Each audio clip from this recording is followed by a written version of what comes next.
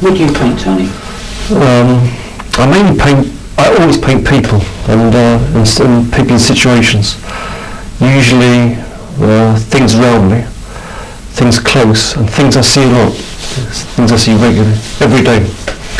So at the moment I'm painting South and High Street and little cul-de-sac off it. Painting the wall near Chalker Station, the towpath is, and where people walk by it, and the sea. And then at the moment painting some interior scenes of friends of mine dancing. Not professional dancing, just boogie-woogie, drunk dancing, late at night. So I just paint people, beach things. I was down there this morning, I just go down there and draw. And it's interesting to me, the people that they go trotting along, usually people, dogs and joggers and general walkers, and they pass through narrow. And I'm down below by the sea looking up. So you just see this very thin line with this yellow ochre wall, and people just walking along. So I'm doing lots of drawings, and I go back and use these studies and make the picture, build the picture up. I suppose the wall picture I started about 2.5 years ago. I've got a very big one, about 8 feet by 5, and a lot of smaller ones, and they're evolving and changing. But it's interesting because it's not just the sea, it's the sea against this opaque, dense mass of brick. I try to get a rhythm, so you've got these curves going. When did you start these beach paintings? The beach paintings I started in, I've always really, ever since I've been painted, I've been attracted by the sea, I've been drawn down to it and gone, and it seems to me if you live in Lee, that's a special thing about it. And I've always been drawn to think any activity that happens around there. And I suppose the first thing I did was when I was at Southern Art School, and I did a big mural of cocklers. And then I went to London art schools, and I was painting things in London, obviously, but I came down a lot, and my parents lived down here. My mother lived down here, so I carried on doing things.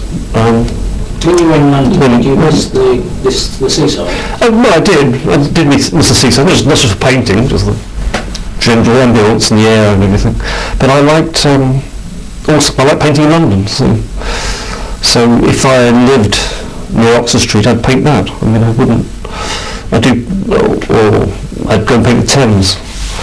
But the thing about Lee is an obsession. I do go down there most days, and I do lots of drawings, and I have to make some statement about it. It's very important. I can't. So what is the statement you're trying to express in that? Well, I mean, what I'm doing is painting my pictures, and I don't want to. That's it. I mean, that's what.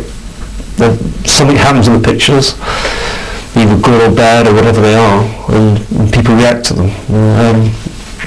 But then the statement's in the painting. The statement, the inspiration, is in the actual working of the pictures, and the invention when it comes to the pictures. So you won't find an A2 explanation by my pictures. I can't, and I wouldn't have thought any painter that can do anything would have it anyway. The evidence is in the paint, the fact of the paint. Really. How long does it take you to complete a painting? Generally it takes me. There's no time limit to painting a picture. You could be done quickly, or it could take a long time. Generally, it takes me a long time. And the reason is that the pictures evolve. Although I have a strong idea, the pictures evolve day by day, week by week, and it depends on what happens when I'm out drawing. Small things happen, or big things, and it affects the actual look of the picture. But in the end, the picture starts to exist on its own, and things become reality, and things become in a picture that I can't move, so they stay, and they seem all right, and other parts of the picture have to be changed. But it evolves, and it can, as I said, evolves. Can take years. I mean, I've been on pictures 3 or 4 years, and they've been to exhibitions, and they've come back and had different ideas about them. But no sense in them are finished, but except when they actually become absolutely real to me, and I feel like I can't move the people, I can't shift them anymore, I don't want to change them.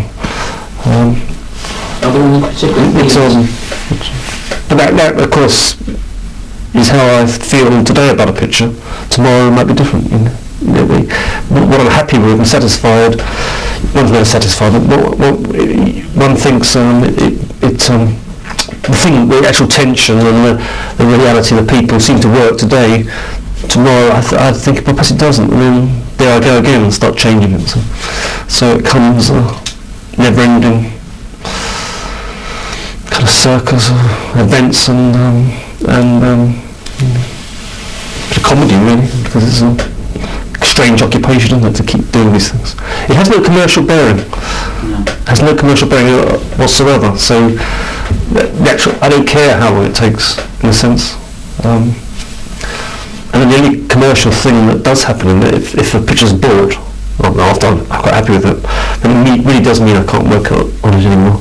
And in fact, I've been around people's houses and looked at the pictures they bought, and I thought, my God, I'd like to take it back and rework it, but they wouldn't let me, generally, so it does take a toll.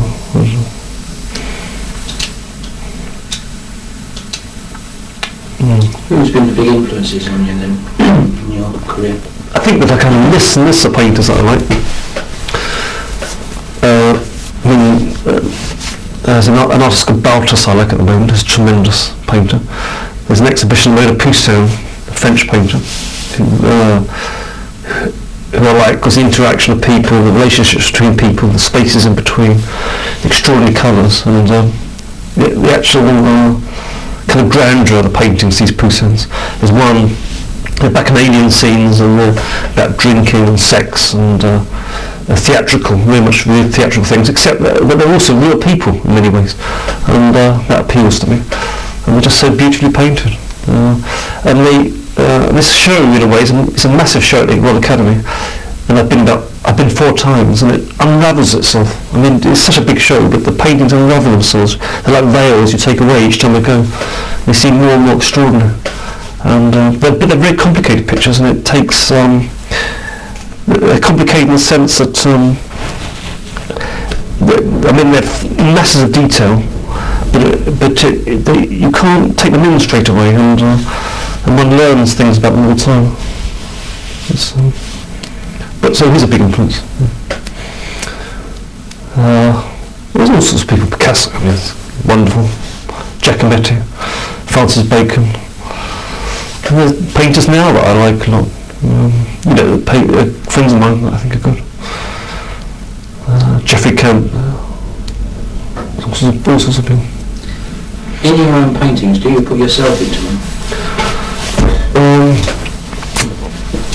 Literally, I mean, occasionally I put little drawings of myself. But I don't really like doing self-portraits. I used to when I was younger, but I'd rather look at other people. I sort of had enough look at myself in the mirror shaving. That puts me off the rest of the day. So I try and I look at so I'm not into that Hitchcock thing, going by and things.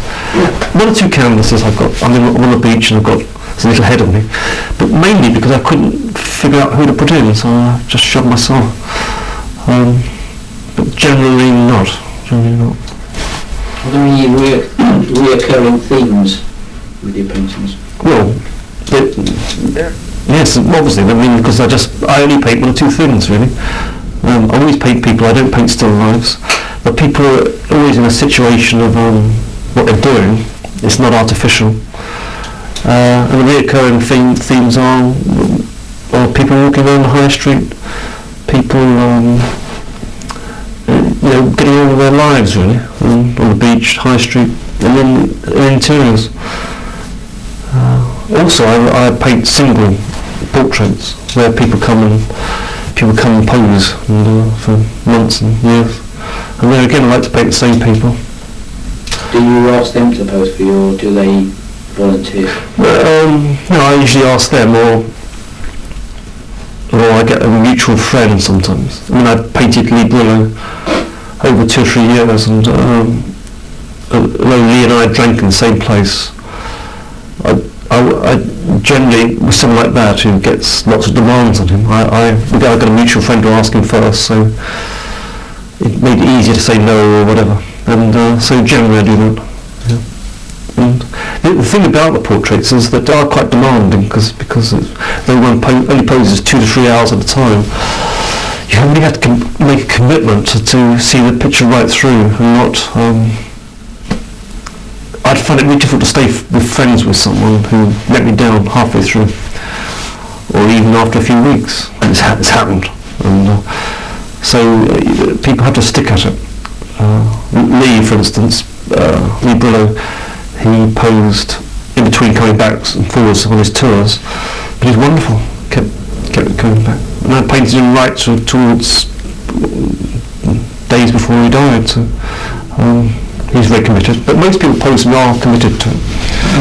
To the person who doesn't know who Lee is, who actually is he? Lee Brillo was a singer of a rock blues band, local band, called Dr. Feelgood, who were world famous. They were very big in the 60s, 70s, late 60s, 70s, late 70s, 80s. And he came from Canby, and he lived in Lee, and I got to know him mainly through, we went to the back bar of the Grand, and we both drank there.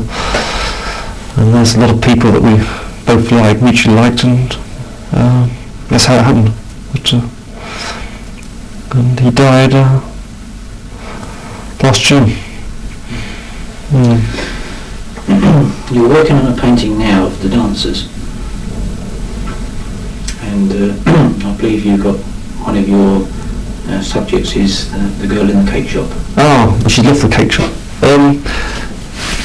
Point is, a lot of the people I paint, most of the people I paint know I'm doing it. There's also a percentage that don't, and I just go and look at them, and I put them in the picture. I have to keep going back.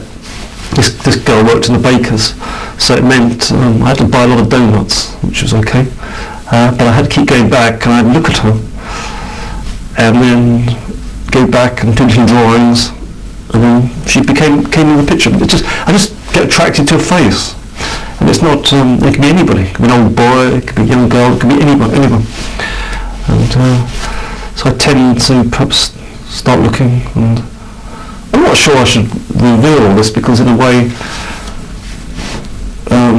I try to be anonymous, and because once people know you're doing that, especially if they don't know them, then they clam up, or it changes everything.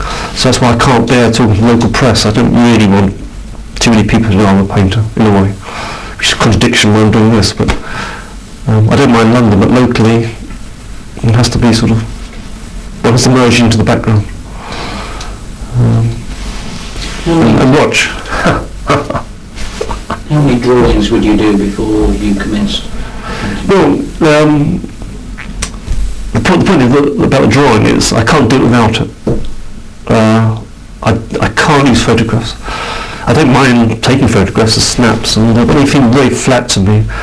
And although you can get a certain amount of information, I can't be stimulated or moved by a photograph. So I have to keep going back to the site and doing the drawings, and and one drawing isn't enough. I have to redo it and remake these drawings. 2 to 3 a day, 2 or 3 sessions. Sometimes they're very quick, sometimes more prolonged and intense and more thorough. But I have to keep doing them, and in a way it's experiencing what I'm painting. So really, to answer your question, is I can do hundreds. But the drawings take place during the activity of the painting. So if I spend 6 months on a painting, there's 6 months worth of drawings. They get piled up, and lots get chucked away, and lots get abandoned. A lot I don't look at now. They're not relevant, and they just get chucked aside. And I also make etchings at the same time. So prints, which take 15, 20 states, you take a proof each time. And that also is parallel with the painting. So all these things are going parallel with each other.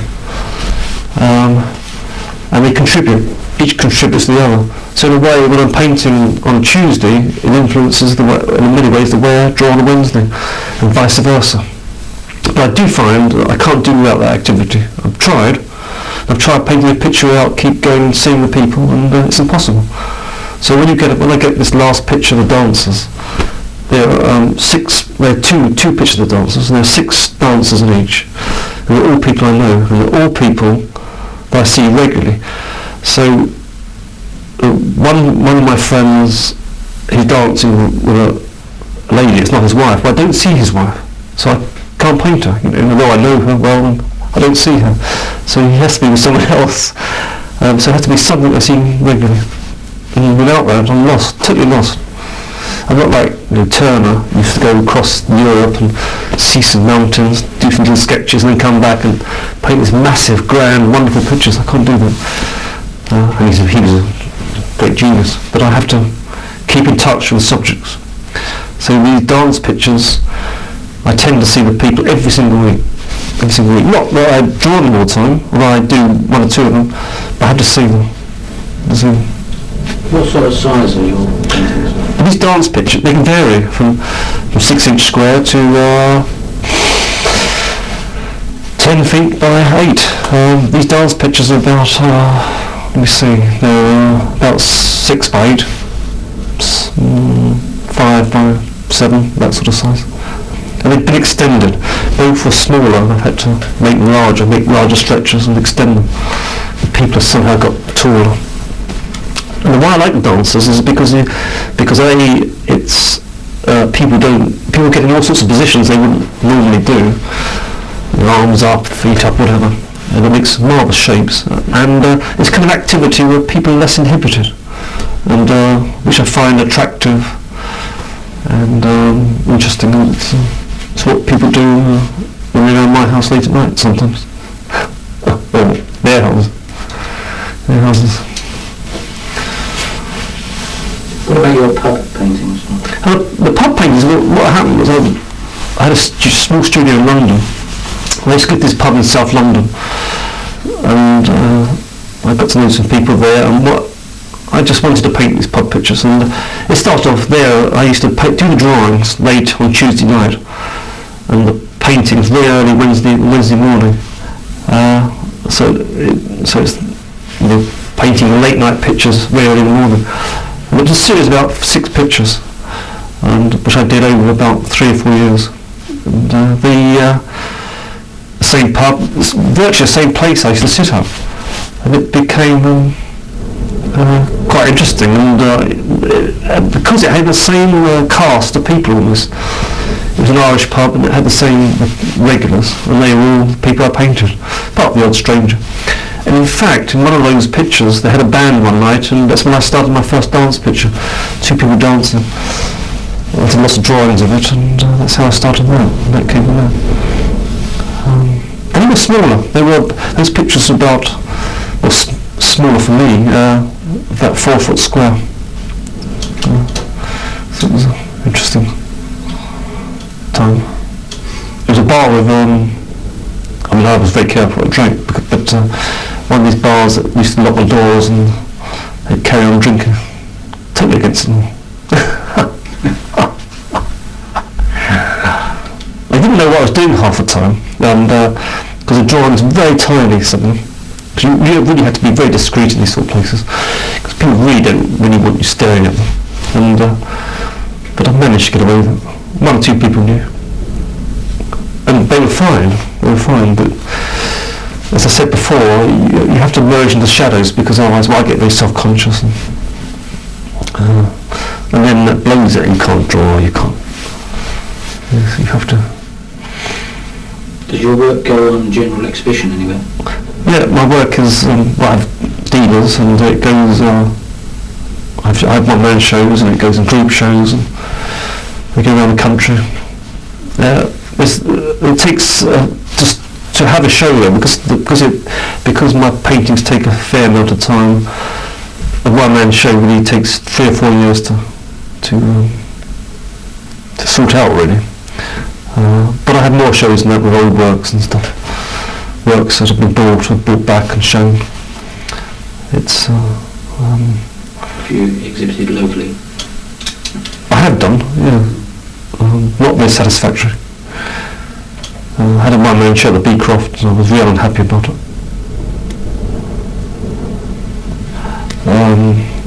The administration at the time I wasn't very impressed with. And there was a bit of a struggle. It could be a nice gallery, but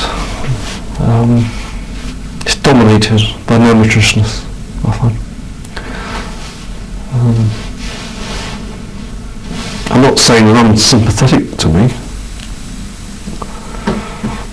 pretty nasty. Take a break. Received critically by others.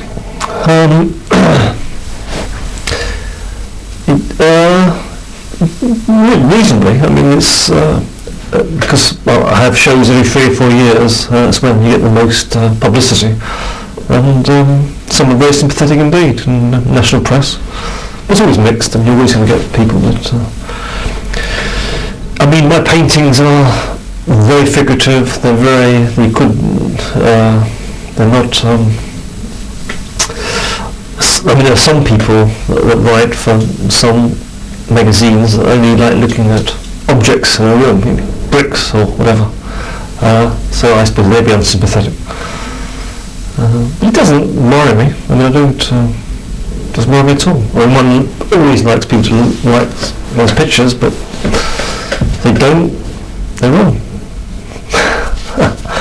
It's hard to say, but it's best. The important thing is to be noticed, I suppose. The only thing is the pictures, at a certain extent, the pictures are fairly quiet, I suppose. They're not. They need contemplation, and they need to be looked at, for fair time. I'm not. I hope so. Anyway, I hope they're not. I hope they stand up to that. Because so many things one sees, you get excited by. Next day, they look flat. Or that's it. Or there's just one sensation. That's it. And I think anything that's worthwhile, everything things that sustain you, is things you can keep going back to. I think there was a painting of Tate, a Bollard, of a woman in a bath, which is a remarkable thing, commonplace thing, but you can keep going back day after day. It's extraordinary, but very quiet painting of everyday life, something of everyday life. That interests me. Where do you see your work going in the future?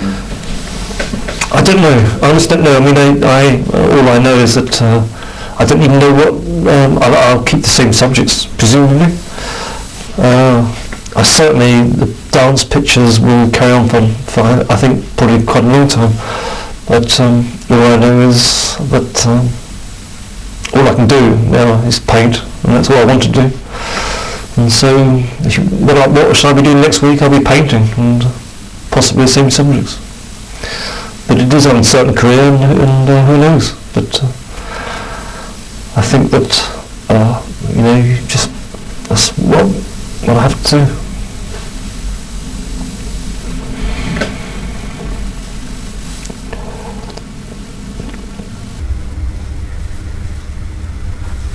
Leave your coat. Get a bit and then just stop again. It's lovely, isn't it? Easy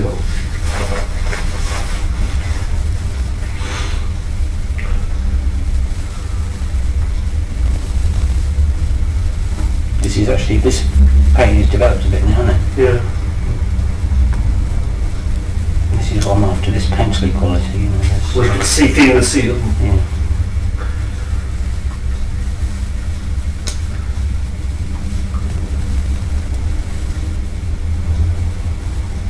Oh, the figure. It's nice.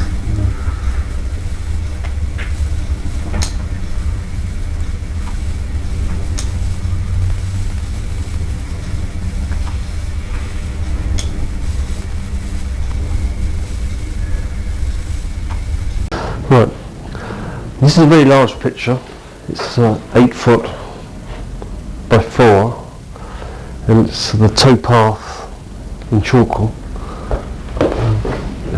And it was started really before they put a great deal of tar on. In the middle is a friend of mine's pose for the man throwing a stick at the dog, which is here.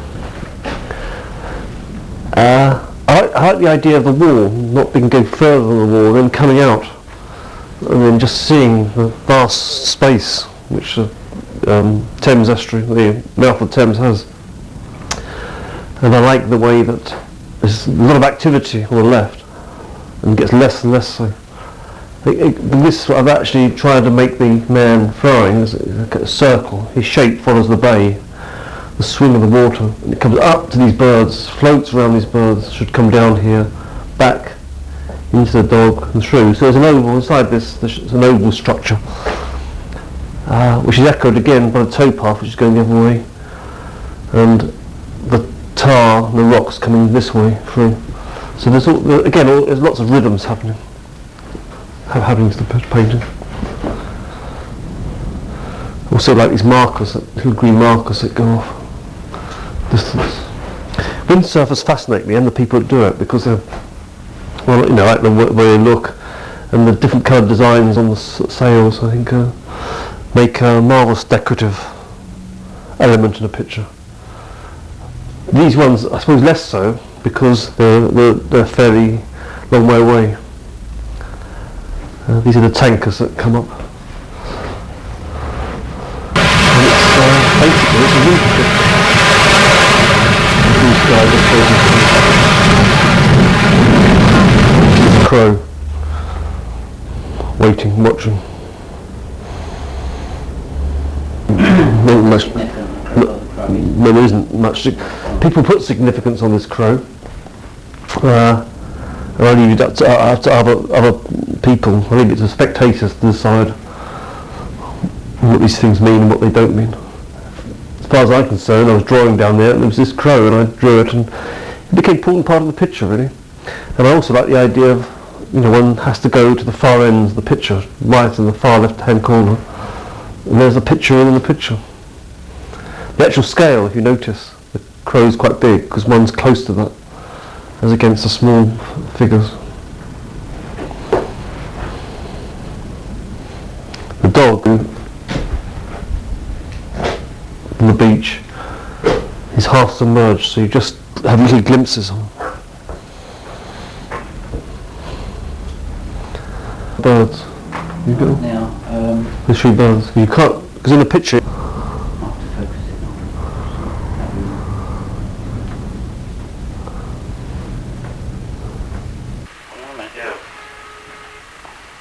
Really, there's other things when I take them.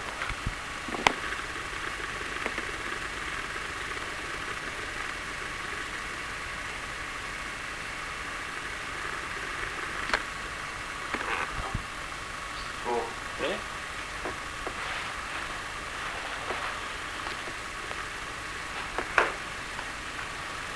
Good, isn't it?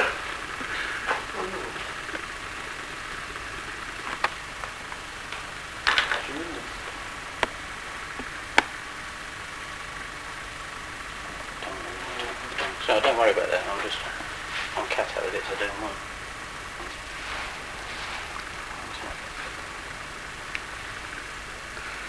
Into his hands.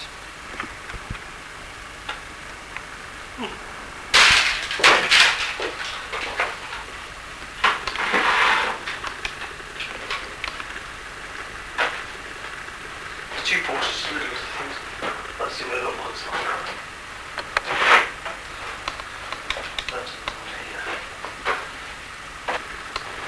Just short shots. Yeah.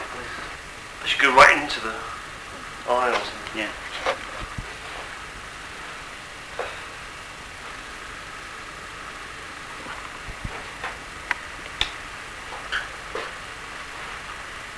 Is that as a paper? Filming. Yeah, like now.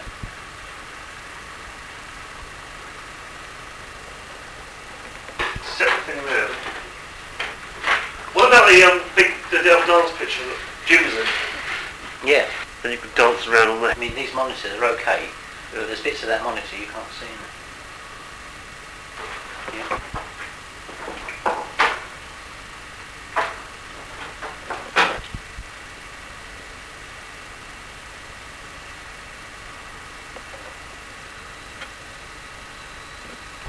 Yeah.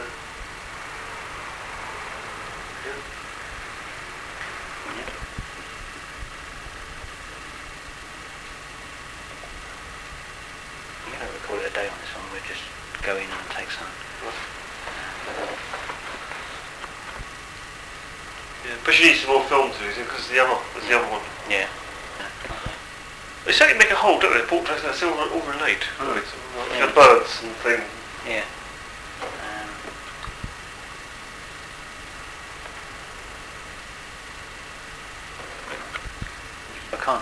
on too tightly.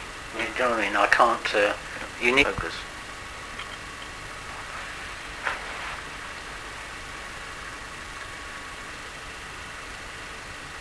Thing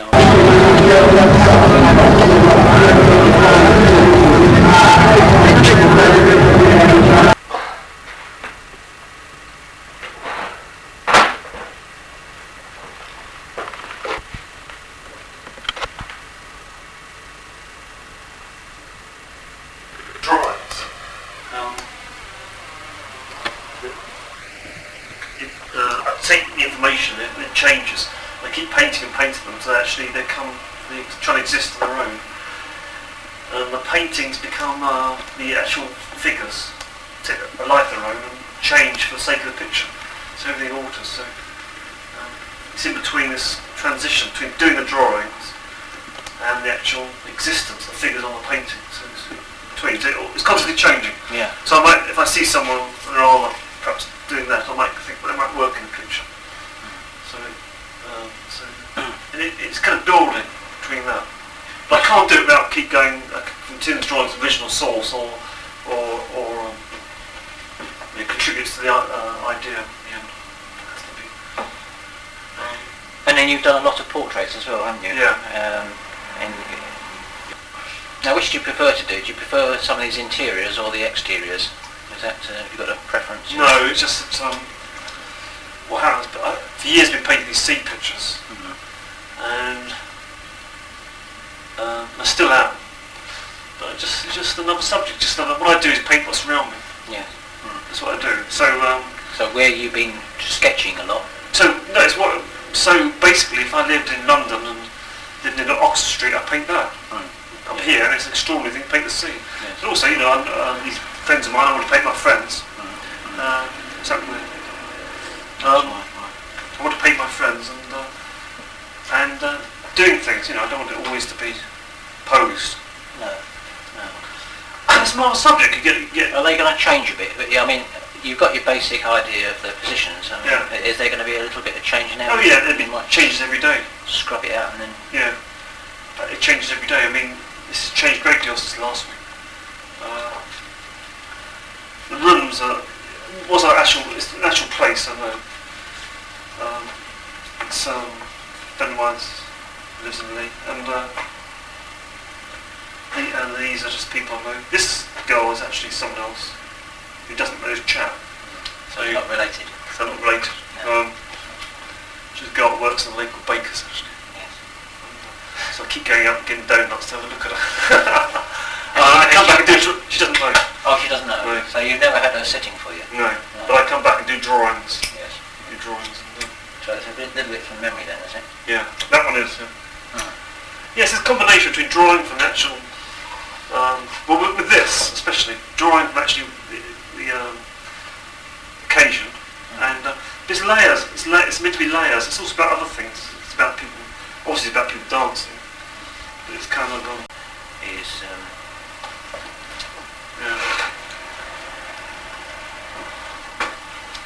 It's interesting.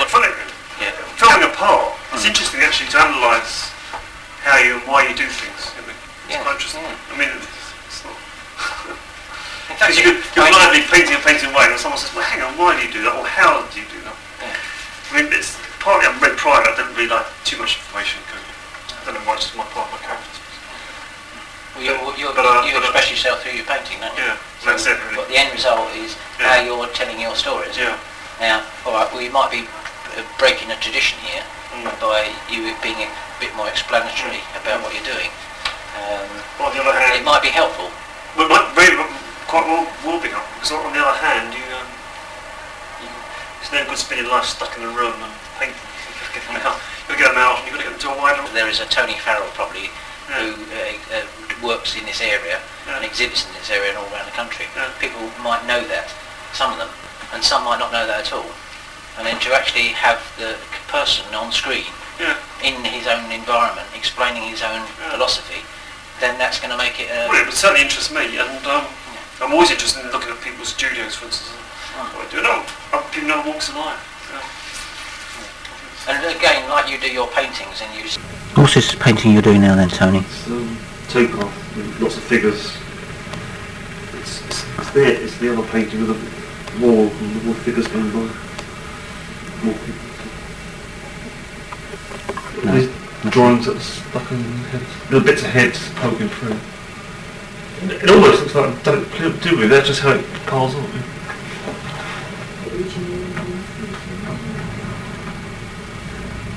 Like the big bruiser bloke, he's quite good.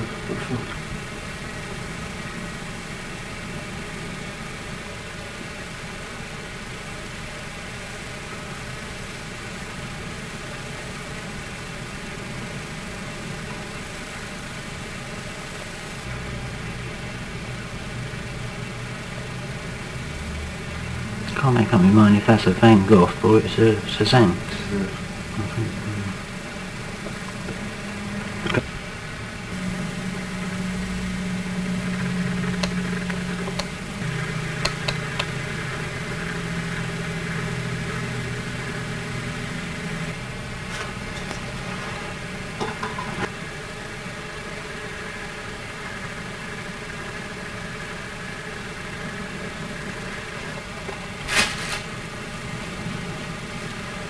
Famous actually, amongst this, the obituaries and all major newspapers today.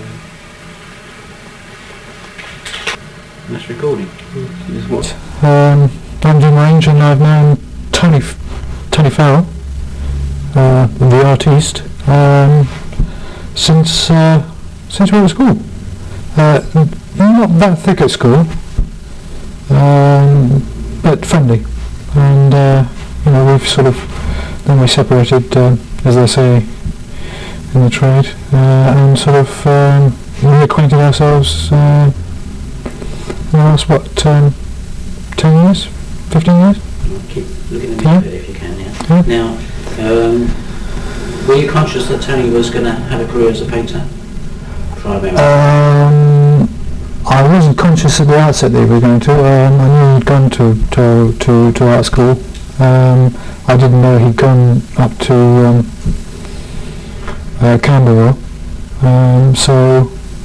but obviously I got wind of it, over the years through other people that knew him, that I was in touch with, and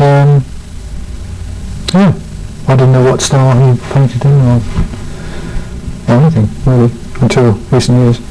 What do you think of his work? I like it because it's action, it's people orientated, very much people orientated, and it's local, so it's topical for me. And most of it is done without people's knowledge, apart from portraits, obviously, which I find incredible. He'll be sketching on the back of a fag packet or something, or not that he smokes, or anything, a piece of paper or serviette sometimes. How many people do you think in this town know about Tony Farrell? Tony Farrell? Oh, he's pretty well known, I could say, around the town. Obviously, particularly in Lee. I mean, this is stamping ground, but I think he's pretty well known, particularly in the artistic circles. Yeah, far and wide. What do you think of his work? I like it. I bought it. I would buy more if I had the money. How many bits of his work do you have? 2. But we've bought work for friends as well. So I say about 3, 4, maybe 4 pieces. What particular piece have you got? Etchings. Yes. Yeah. Do you have any paintings? No, I'm working on that. He's done a portrait of my daughter, which I don't actually think I've seen, but it's supposed to be very good, and I'd like to see it actually. He's done this portrait here. Right. Now pick it up. Which is one that I sat for, and I find it sort of a little unnerving sitting, posing, as I find the situation I'm in with you. One becomes very self-conscious. But look, it's great. I mean, I recognise me, so it's good. When did he do Prince Charles's brother. When did he do that? This is over the last few weeks. Yeah, since I've been. Last few weeks. Incredible. I I didn't realise he did another one. There's another one over there too, so maybe he worked on that one from the one over the way. Has he figured you in his paintings as well? Or? There's a painting behind this one, which you may see in the corner of your camera, in which I'm featured, yes. Dancing. One of the dancers. Yes. Having her knees up. Right, we'll go again. Have you been to any of the exhibitions? Yeah, I've been up to the one he held recently up in Islington, the time before, also in Islington. The Beecroft one you referred to earlier when we spoke, only having met you to speak to today.